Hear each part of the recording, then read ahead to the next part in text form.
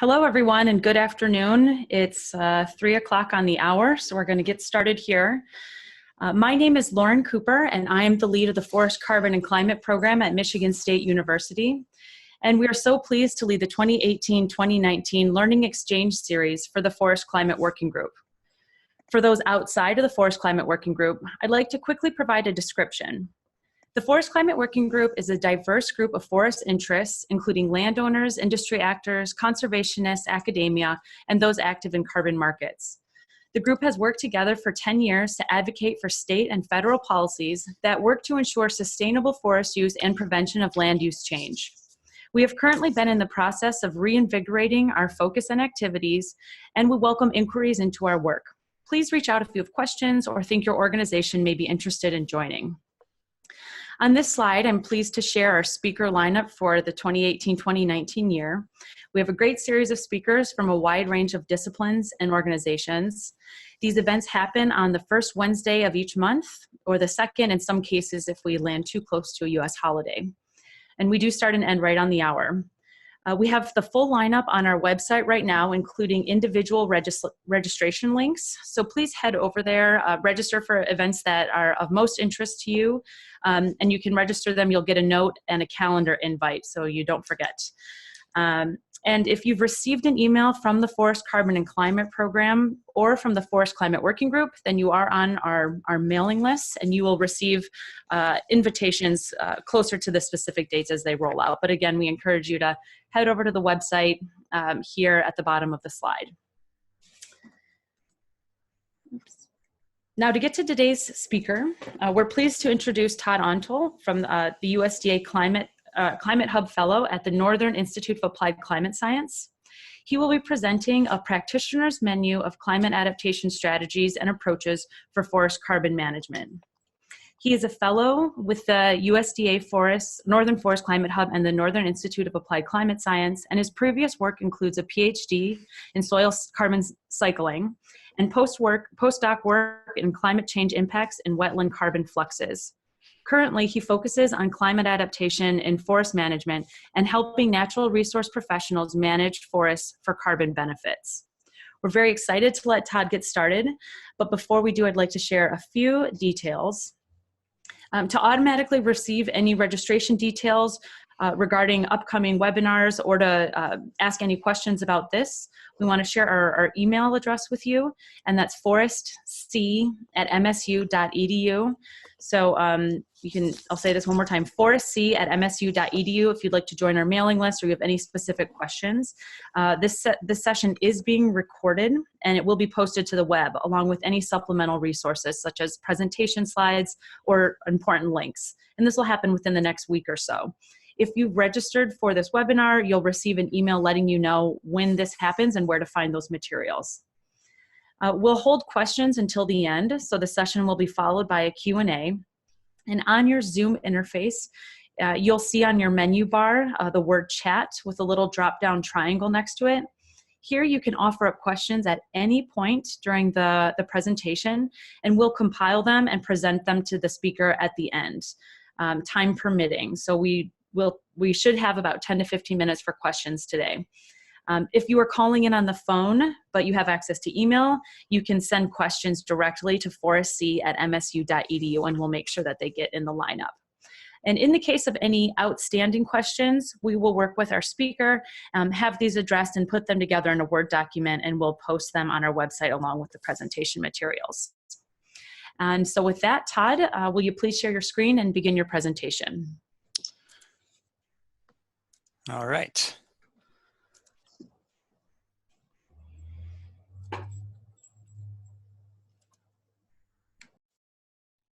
Okay, thank you, Lauren. Can everyone hear me all right? And are you seeing my screen? Yep, that looks great, Todd. Great, okay. Well, thank you, Lauren, for that introduction. And thank you, everyone out there in webinar land for attending today. I'm really excited to be here with you all today and be able to tell you about our adaptation work that we do with land managers and talk to you about our recent efforts that we've undertaken to develop a resource to help people think about adaptation actions that provide benefits for forest carbon management. I want to thank the organizers who invited me. Whoops, why is that advancing? Sorry about that. Hopefully I do not have a timer on here. I think this webinar series is really important and timely given all the attention being given to carbon and natural climate solutions these days. And so, of course, forest management is really a big part of that. So the topics I'll be covering today include an introduction to our group and how we engage with forest land managers through the climate change response framework. We'll cover some of the main underlying principles and concepts that drove the development of the forest carbon management menu. Then we'll take a quick spin through the menu itself, to kind of give you an idea of what's in it. And then we'll wrap up by looking at 2 adaptation demonstration projects that are case studies that use this forest carbon management menu. So as Lauren mentioned, I work with NIACS, the Northern Institute of Applied Climate Science. We span the boundary between academic research and practical information and provide support on both climate and carbon that land managers need to make decisions. So we're a chartered institute, and that means that we exist because these organizations that chartered us say we exist. The Forest Service provides primary support for NIACS, but all these organizations provide additional partnership support and most importantly, their perspective. These organizations have different values and views on land management, but they all agree that an organization like ours that kind of bans us, is a boundary spanning organization, is needed. As Lauren also mentioned, my position with NIACS is as the hub for the USDA Northern Forest Climate Hub. So NIACS runs the Northern Forest Climate Hub for the USDA, and we're a specialty hub that spans the 2 regions that are covered by the Midwest and Northeast regional climate hubs, which themselves focus on agriculture. So why do we need a specialty hub? Well, as most of you probably are aware, the Northeast and Midwest are heavily forested and have a diverse pattern of forest ownership types. And so we focus on providing climate services in the forest and natural resource sectors, such as providing assessments, those practical resources and tools on carbon and climate, as well as technical assistance. So our main effort of our group to engage with this diverse set of landowners and land managers is through the climate change response framework. The CCRF helps people figure out what actions they can take to help the systems they manage to adapt to climate change and other threats, while also meeting their diverse management goals. So we address these diverse land ownerships and all the different types of management goals that they have with a flexible approach that supports their decision-making process. And this approach is really an adaptive management approach that integrates information from a variety of resources, such as vulnerability assessments, regional and national scale reports, such as the recently released National Climate Assessment, as well as from the scientific literature. This approach is described in the publication where I'm showing here, the Forest Adaptation Resources, which is now in its 2nd edition. And really importantly, this resource doesn't make recommendations and it doesn't try to steer people in any direction, but really focuses on supporting them in making management decisions that make sense for their goals and for their location. So there are several components that are designed to work together in this process. The first is the menus of adaptation strategies and approaches, which you'll be hearing a lot about today. And these menus are intended to be used with the adaptation workbook process. Additionally, through our years of work with these diverse stakeholders, we've developed a lot of demonstration projects that serve as good examples of how people have used the menu and workbook together to think about and develop tactics for adaptation. So the workbook approaches adaptation from a perspective really that's relevant to you, kind of starting with your management objectives and your geographic area in which you're working. and works through a 5-step process that looks at, what are the potential impacts to your site of climate change. And this is where we draw on some of those vulnerability assessments and the scientific literature and other resources that are out there. Next in the process, we evaluate what the challenges and opportunities are to meeting these objectives. Then we identify adaptation actions, and this is where those menus of adaptation strategies and approaches kind of plug into the process. And then finally, identify monitoring approaches that help you determine if those actions are helping to meet your management goals.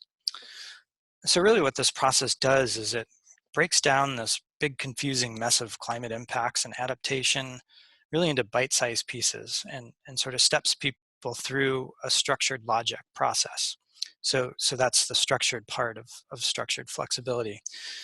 The flexibility part is because every decision in the process is really the user's decision. People going through the process aren't ever told what to do or even guided in any one direction. And so they own every step and also really the outcome of the process. So that's the flexibility part. The outcome is open and it really depends upon the user. So these menus of adaptation strategies and approaches are really intended to help users brainstorm ideas for actions and to create a clear rationale for those actions by kind of connecting them to broader adaptation ideas. People will oftentimes ask, what does success look like? And so these menus help people to identify clearly what the intent of their on-the-ground adaptation action is, really by helping to define what success looks like to them. So the menus are organized hierarchically, and the tiers kind of relate to the specificity of the action. So at the highest level is a strategy, and a strategy is an approach that's kind of applicable across a variety of locations or resources that you're managing for. Sorry, a strategy. Yeah, and an approach is more specific to a particular issue or a geography or maybe a situation.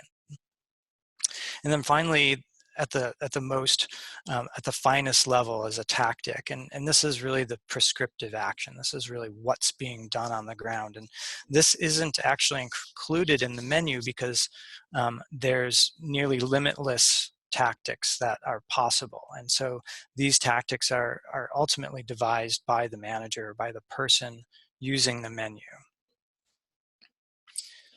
And again, the menus are not intended and do not make recommendations or set guidelines. So it's really open to the user to choose which path they go down. The whole workbook process is meant to help people make connections between their goals and their actions. So it's designed to show intention and to help people see kind of this direct line between what they want to accomplish and what the actions that they could take are. By doing this, it kind of really takes the mystery and uncertainty out of climate change adaptation and really makes it a much more tangible concept to people to see kind of how the dots connect between those goals and what they're actually doing.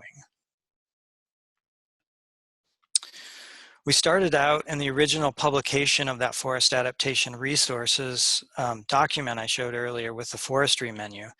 And then in the second edition added urban forestry. Maria Genoviak and our group led the development of an agriculture menu with folks from the Northeast and Midwest hubs.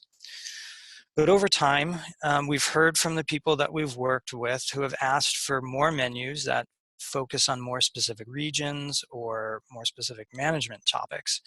So we've more recently begun this effort to kind of expand our selection of menus available.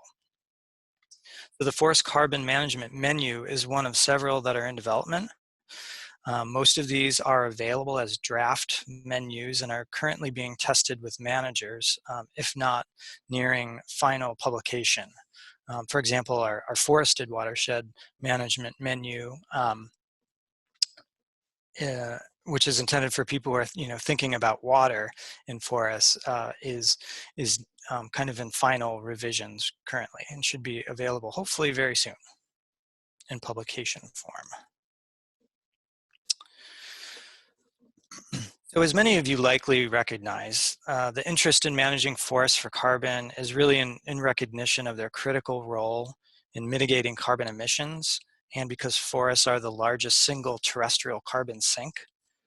Forests make up over 90% of the land sector sequestration capacity in this country.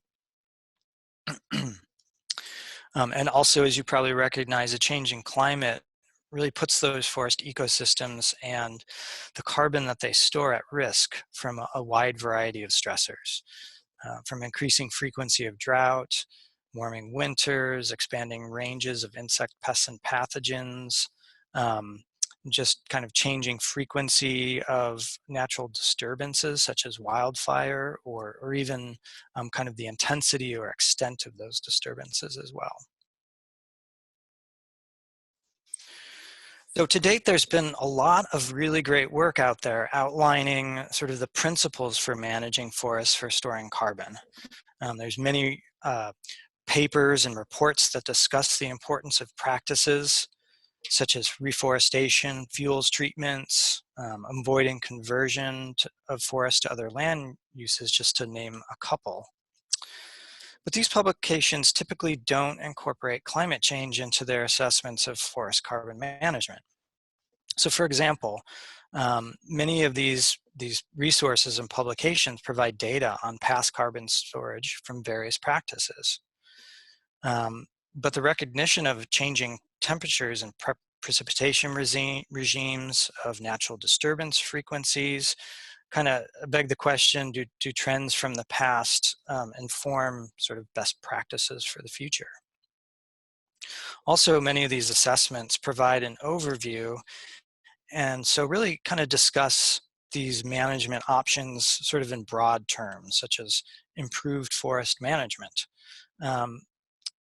These are important to provide sort of that view of the breadth of strategies available to managers, but they don't really necessarily drill down to the level of specificity that is necessary to help people think about and identify specific actions and help them, to connect these to those broader concepts and the intent of those actions.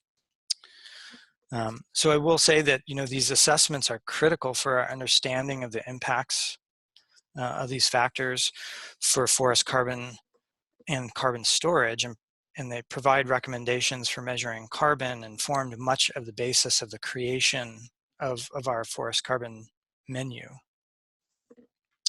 So more recently, there's been a lot of emphasis to develop climate adaptation concepts and produce tools and resources for adaptation for forestry. Similarly, climate adaptation resources for forest ecosystems kind of have focused on management goals such as timber production or wildlife conservation, but haven't necessarily explicitly considered enhancing or maintaining carbon stocks and sequestration.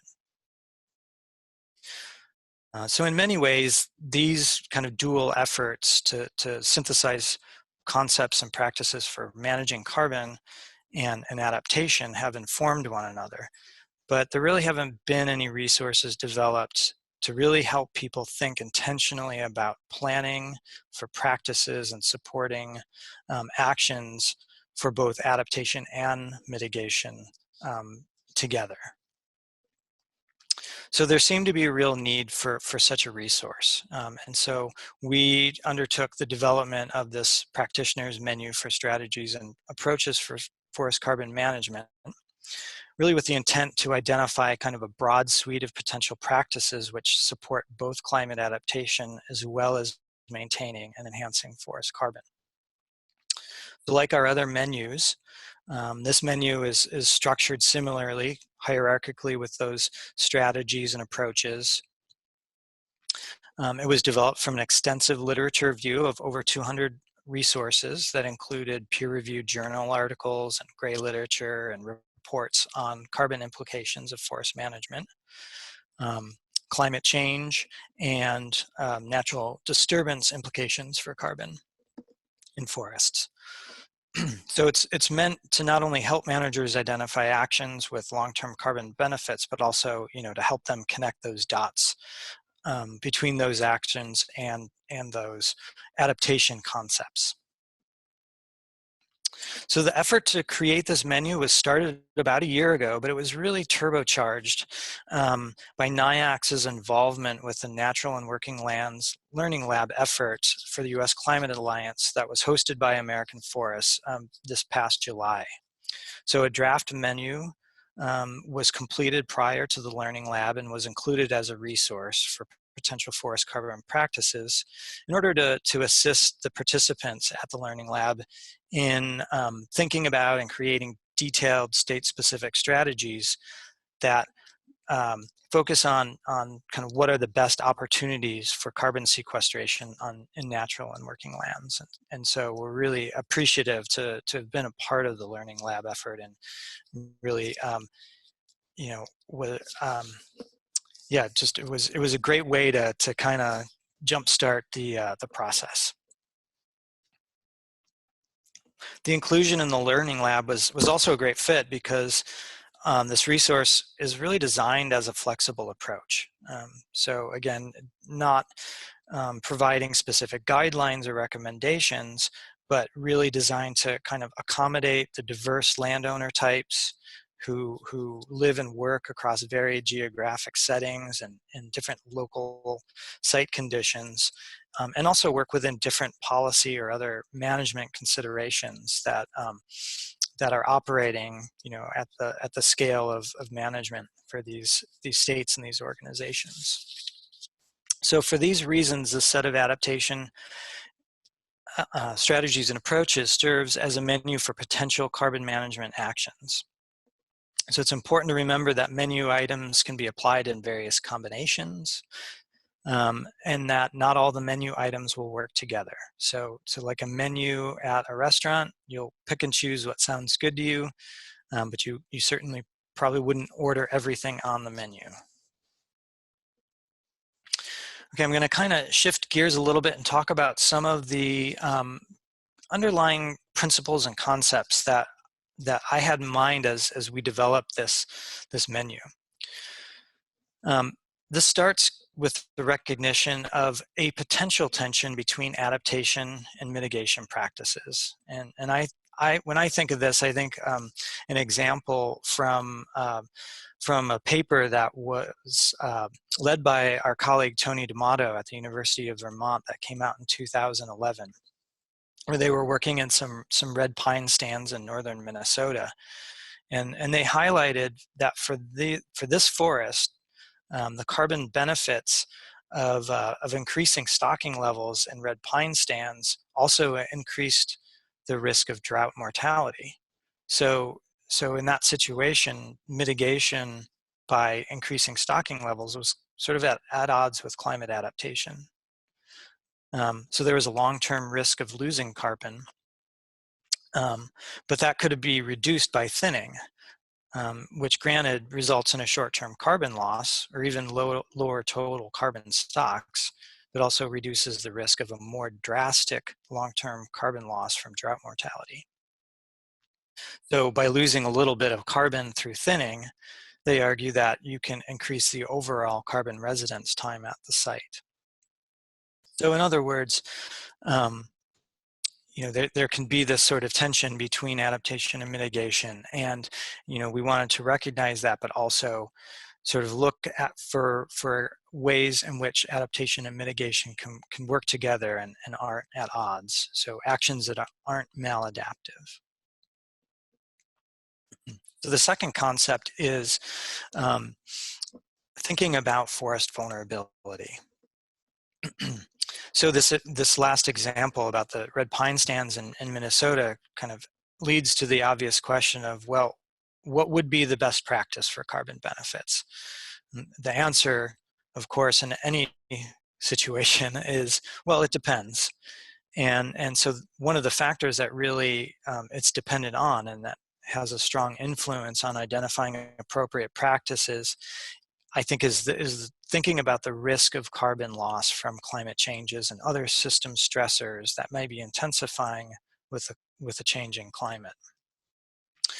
So resources like the Climate Change Tree Atlas, the various ecosystem vulnerability assessments that our group has produced, as well as many others out there, provide really valuable information on projected changes, for example, in suitable habitat for tree species, changes in disturbance frequencies, that can give you a lot of information on site level risk of future carbon loss.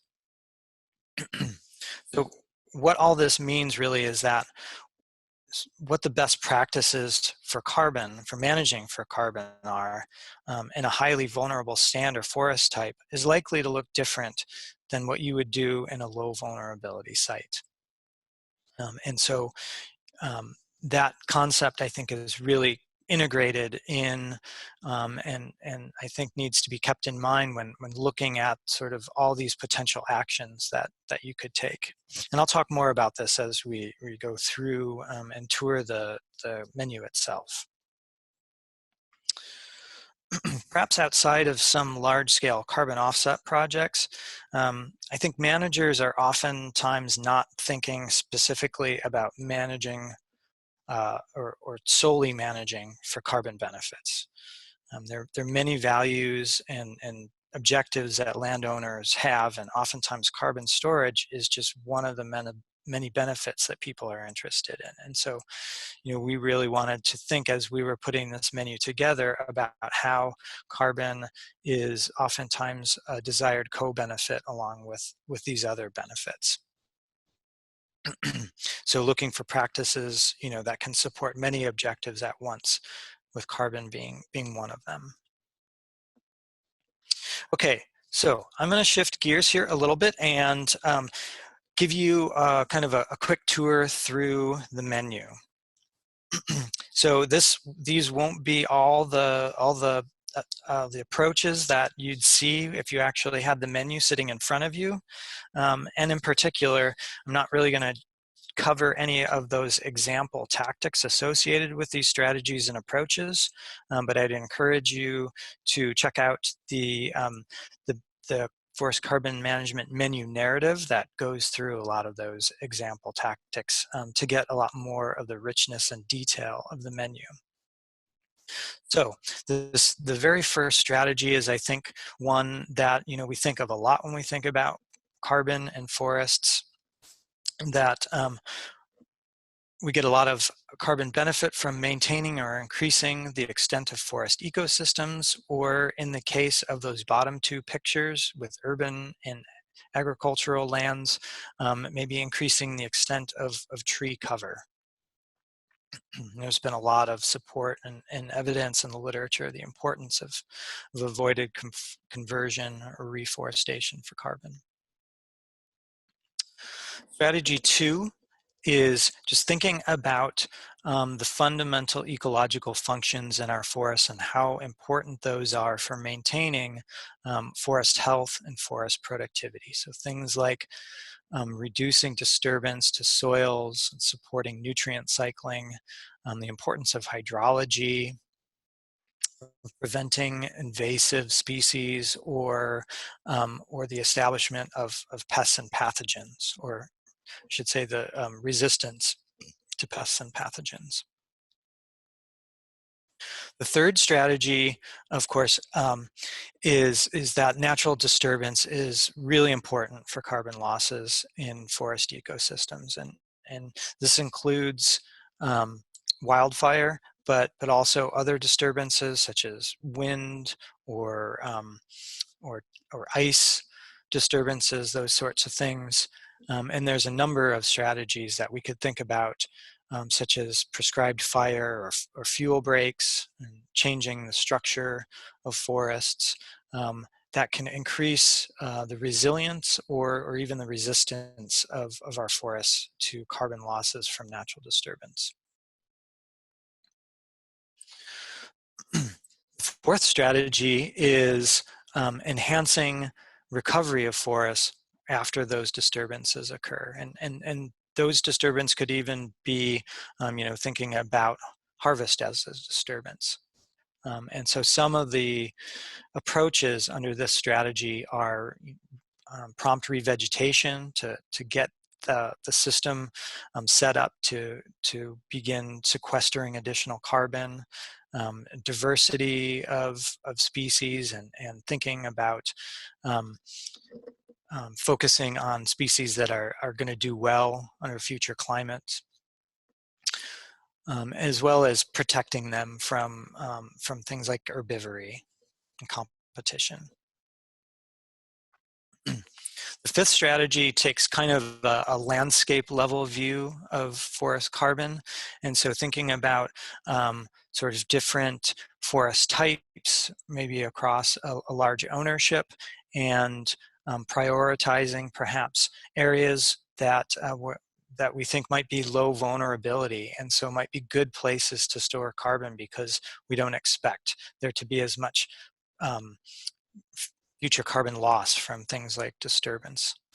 Of course, establishing reserves is a very important component at a broad scale of thinking about carbon, and in particular when you have carbon dense sites, such as here in this photo, a forested wetland or peatland, which stores enormous amounts of carbon, that these are special places that we would want to limit the amount of disturbance.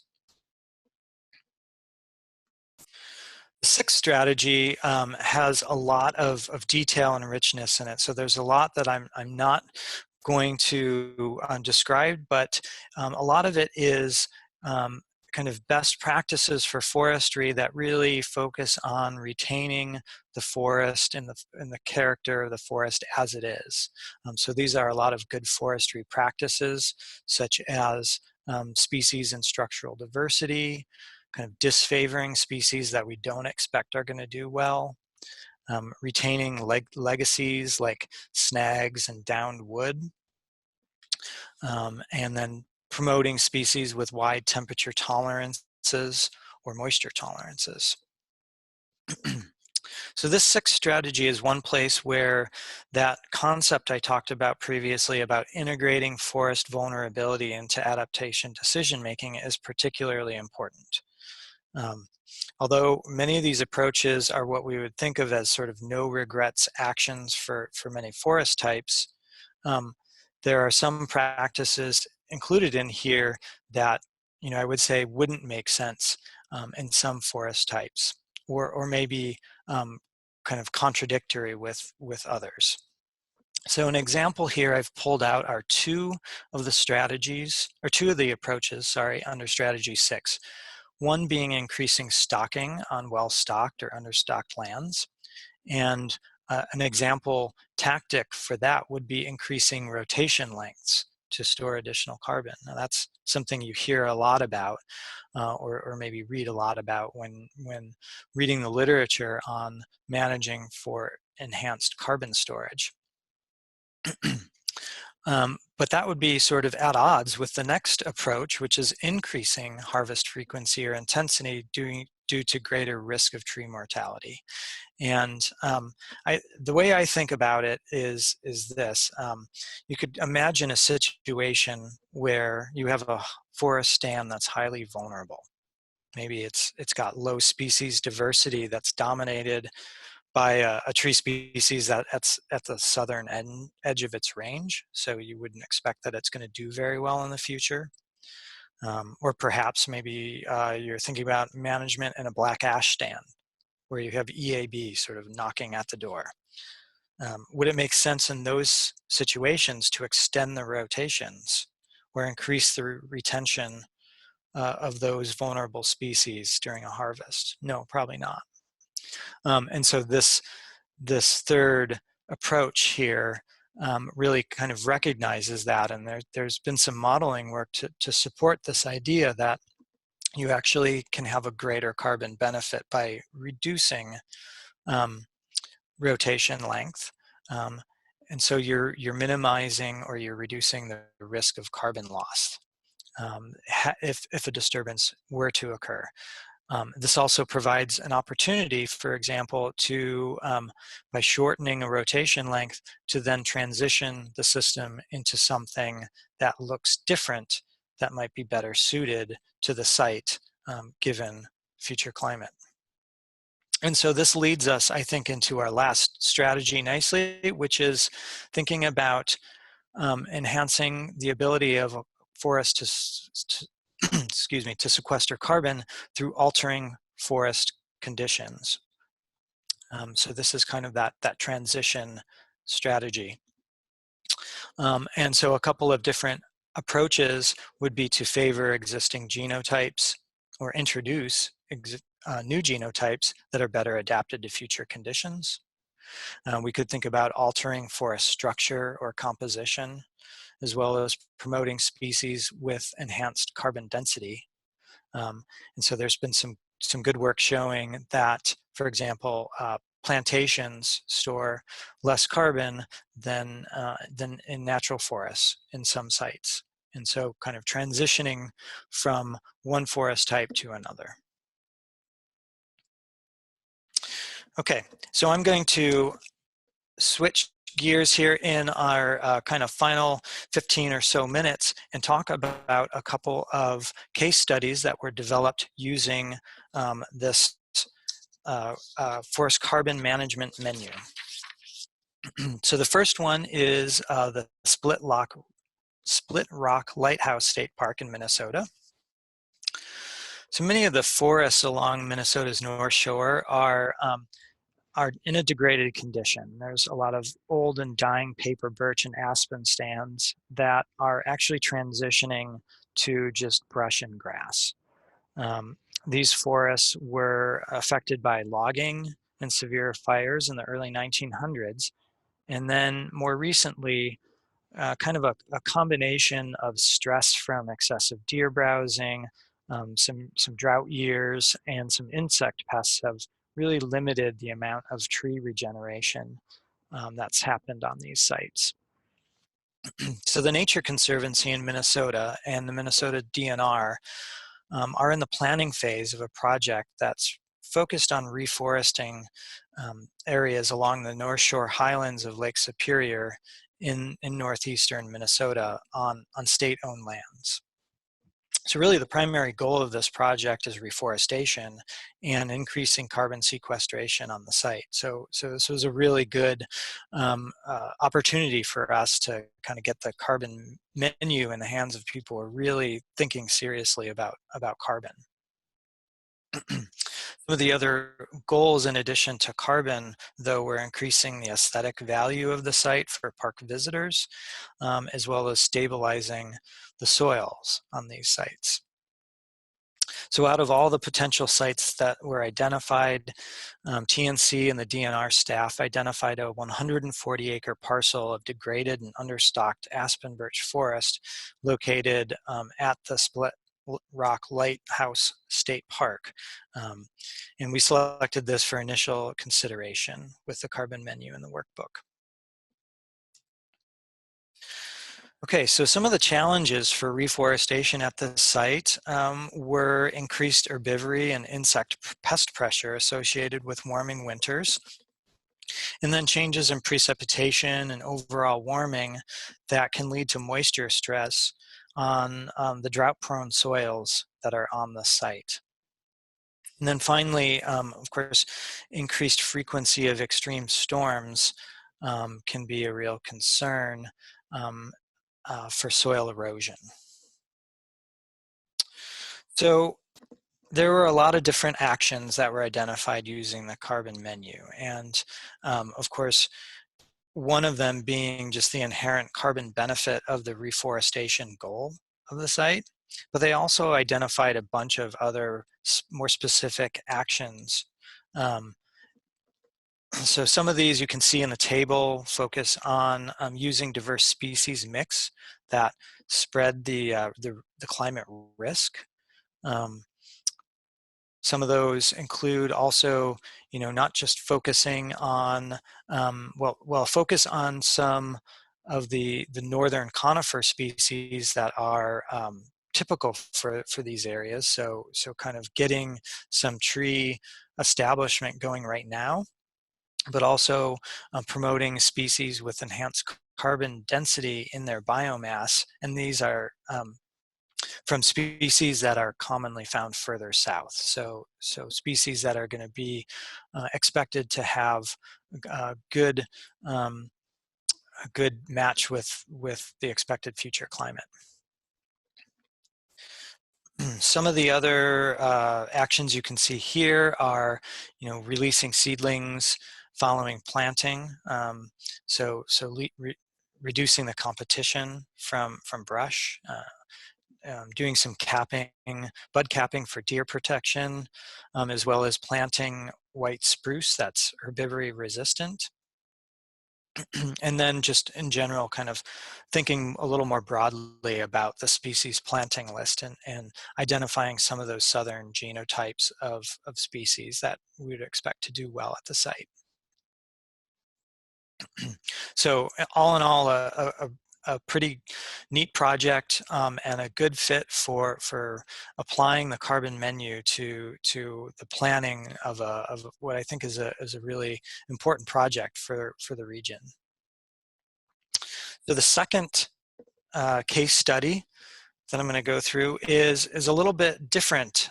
So as opposed to the Minnesota project, where we had a degraded site and really looking to restore the capacity to sequester carbon into the future, our second case study is with Autobahn, Vermont, at their Green Mountain Autobahn Center. And this is, I think, a case of a probably more resilient site that's in pretty good shape, and thinking about more what can we do to make sure that the carbon stocks that are present stay there, and how can we sort of enhance and optimize carbon storage on these forests. So the Green Mountain Autobahn Center was recognized in 2004 as an important bird area. So it's managed for bird habitat, as you would expect. It's also managed for a diversity of wildlife habitats. It's a demonstration site for land management practices that are bird friendly. It's a 250-acre property in Huntington, Vermont, excuse me. Huntington, Vermont. And the property consists of wetlands, streams, and meadows, and forests that are comprised mostly of conifer and various northern hardwood species. So the forests on the site are mostly even-aged multi-strata stands with an upper canopy of hemlock and a mid-story of various northern hardwood species. They also have a 10-acre sugar bush with a sugar and red maple overstory, and a red oak hemlock midstory on the property that's been used for syrup production since about the 1940s, and is a really important component of their environmental education programs. Okay, so some of the management goals for this project, and I'll just step back a second and highlight that this area has a management plan. And so we started working with the staff at Autobahn, Vermont, as well as an extension forester in Vermont, to think about a revision of their current management plan. And so this was, kind of a good opportunity for them to sort of revisit what they're doing and think about how their current management might mesh with managing for carbon benefits as well. Okay, so some of the goals that they had were managing or maintaining and improving interior forest conditions for neotropical songbird breeding habitat. They were interested in saw timber production as well, and increasing tree regeneration, particularly through controlling beach competition. They were also interested in just controlling for invasive species and removing existing invasive populations. Some of the climate changes that they identified were warming winters. So warming winters that are impacting snowpack, could be increasing herbivory pressure from deer, as well as increasing pressure from insect pests that could be moving into the region, such as hemlock woolly adelgid. And they were also really concerned about increasing disturbance from extreme storms and how that could present some opportunities through disturbance for non-native invasives to establish, as well as some soil erosion issues that can occur with those heavy rainfalls that the Northeast is experiencing. So you probably noticed that carbon wasn't explicitly mentioned in that list of management goals. When we started talking about this project, we felt like those goals, particularly the goal of improving bird habitat, would also be supportive of both adaptation and of carbon benefits. So we really wanted to see if we could identify that sweet spot where all three of these things overlapped for this particular site. So here's a few of the adaptation actions they identified, and showing here in this table how a particular action, such as doing a group selection harvest and retaining snags, could simultaneously support, their main mission of providing bird habitat, but could also support adaptation, to maintain these forests into the future with the changing climate, as well as mitigation. So maintaining these forests as great carbon sinks that they are. So I've just selected a couple of their actions, and you can kind of see how group selection harvests and snags, it improves structure for bird habitat, increases tree species diversity. It also makes stands more resilient, and for those carbon benefits, it can really improve the growth of the remaining trees, and provides some of that structure that enhances the existing carbon storage in those stands. They also identified promoting oaks where they occur, or planting red oak in some harvested areas, because oaks support many insect species that are important food sources for birds. Oaks are projected to have more habitat in the future, so that is an adaptation benefit. And then, of course, having oaks and trees that are well adapted to the site then reduces the risk of carbon loss in the future from having too many species on the site that might be vulnerable to decline. So I think in the end, we kind of did find that win-win-win that we were hoping for. And I think that the benefits of carbon and bird habitat were really nicely aligned to support both the goals in a really strong way. So with that, I just want to point you to our forest adaptation website shown up here on the slide. Here at this link, you can find more information about the forest carbon management menu. And you can find a link that will take you to a PDF version of our draft version of the forest carbon management menu. And currently, right now, we're working on putting together a manuscript for publication that will sort of describe a lot of the information that I've talked about today in this webinar, and also will provide the final version of the forest carbon management menu as a supplement. So thank you all for your attendance. And I think now we've got some time for questions. All right, thank you very much, Todd. This was really informative and a great overview of a lot of your hard work. I just want to remind all of our attendees that we are taking questions through the chat function. So please feel free to direct any questions there. And we can get started with one. And again, feel free to send any questions along as we're still chatting. We have about just under 10 minutes. Could you talk a little bit about applying the menu to different geographies and forest types to start off? Yeah, that's a good question. As I've mentioned, kind of talking about our menus in general, we really try to make these flexible. So we kind of try to not throw anything out that might be applicable in one geography just because it's not applicable in another geography. So I think that this really emphasizes that process, the adaptation workbook process, which is really founded on thinking about the geography and thinking about where you are, and in particular, that second step of the menu kind of takes those regional climate change impacts and asks the manager going through the process to think about their particular site, kind of think about what about their site is unique, or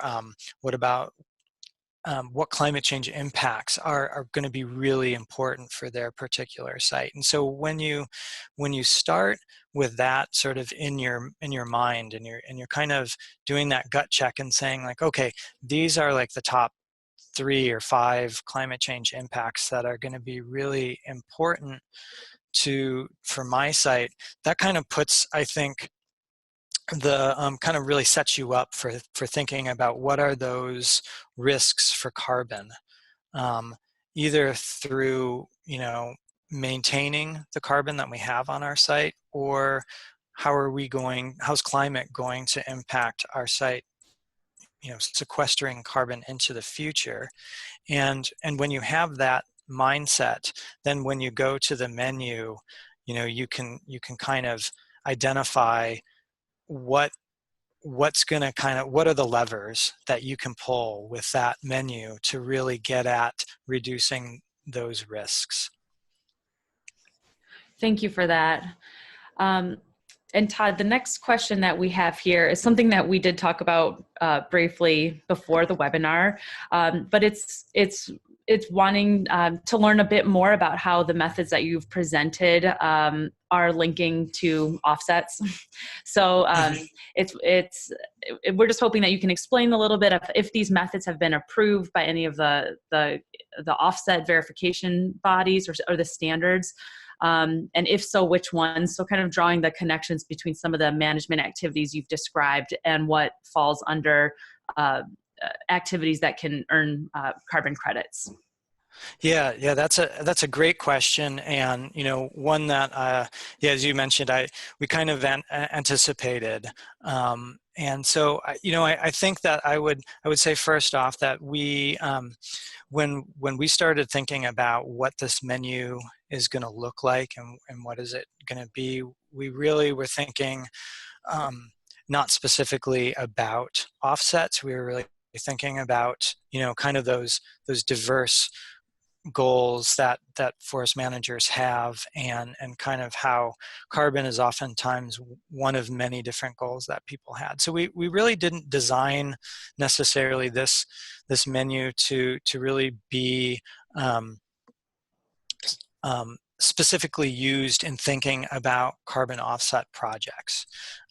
And I will freely admit that I'm not an expert in carbon offset projects, and so I guess I would probably defer to somebody who has more familiarity with what kinds of management practices are kind of approved for those verification.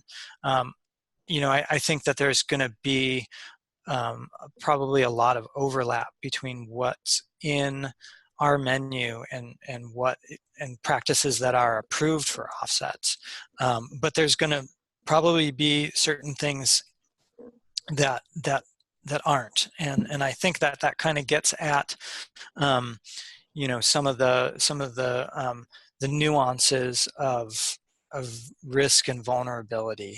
And so, I think the other part of that is that with those offset projects, we're oftentimes comparing, or we are comparing, like a business as usual approach to something different that provides that additionality in the carbon. And so, kind of based on what you use for that baseline assessment, or that, that business as usual baseline, whether or not that kind of includes some of these anticipated losses from disturbance, can really shift things. So, Todd, I guess I'll leave it at that. Throw in a comment there? Yes, please do, Yeah, Jad. absolutely. Yeah, thanks, folks. This is Jad Daly from American Forest and co-chair of the Forest Climate Working Group, and so grateful for the fantastic attendance on this webinar. One after another, we've been getting such a great group of folks on the phone and getting these incredible speakers and experts like Todd. So just grateful for everyone involved here. But I just want to note that I think one of the key principles of the Forest Climate Working Group all along has been to think as holistically as possible about all the things we can do in our forests that can have a positive impact on our net forest carbon sink. So things that are we talk about playing carbon offense and carbon defense, those things that can grow sequestration capacity, and those things that, as Todd said so well in his remarks, reduce loss of carbon, from things like wildfire and mortality. And so, carbon offsets are markets and structures are not particularly well constituted to work across that really broad spectrum. They're kind of a bit of a blunt instrument to work in a sort of a slice of that opportunity. And so I think what's so valuable about the work that Todd and his colleagues have led here is that it gives us an opportunity to put a whole much broader range of opportunities in front of policymakers that they might want to invest in through, for example, practice-based, kind of more traditional cost share and incentive programs where we can calculate the carbon benefits and we can kind of aggregate them in our overall climate action planning in much more flexible ways. And we think that's going to make sure we kind of leave no opportunity behind, leave no ton behind in finding all the different ways that we can create, net carbon benefits for our forest carbon sink. Yeah, thanks for that, Jad. That's really important context. We are almost on the hour, but I think maybe we could squeeze in one more question. And I know we have some outstanding a couple of questions that we will follow up with in a Word document afterwards.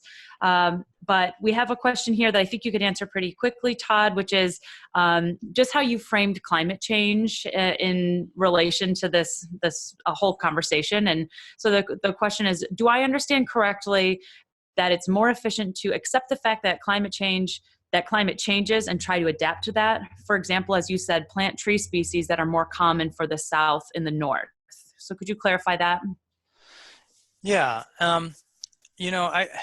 I think that I think that our role here and the role that our group takes is really, to provide, the information from those resources and kind of put it in the hands of the managers.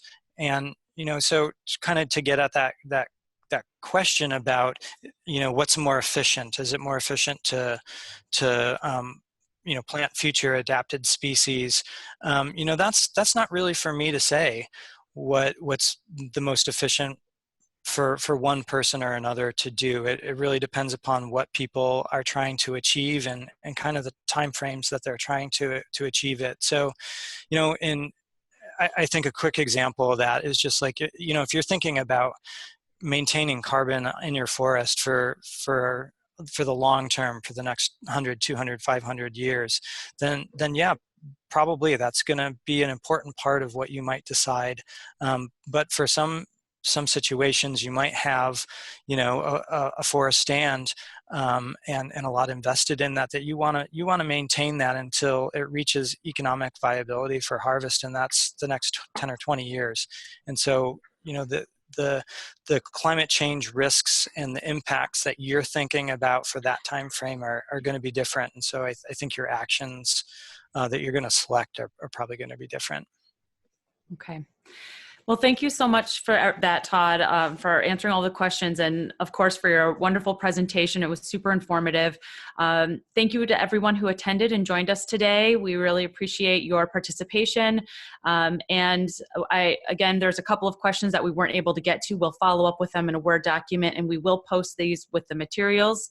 You can expect to get an email alerting you to when those materials are available as an update. And I do want to just mention briefly that our next webinar will take place on January 9th, so not too close to the new year, and we'll feature Dylan Jenkins of Finite Carbon, who will present forest carbon offsets, a viable opportunity for U.S. landowners. And so with that, we'll wrap up for today. But again, thank you to the Forest Climate Working Group for the background support for these webinar series, and thank you to Todd. We appreciate your time. Everyone have a great evening. Thank you.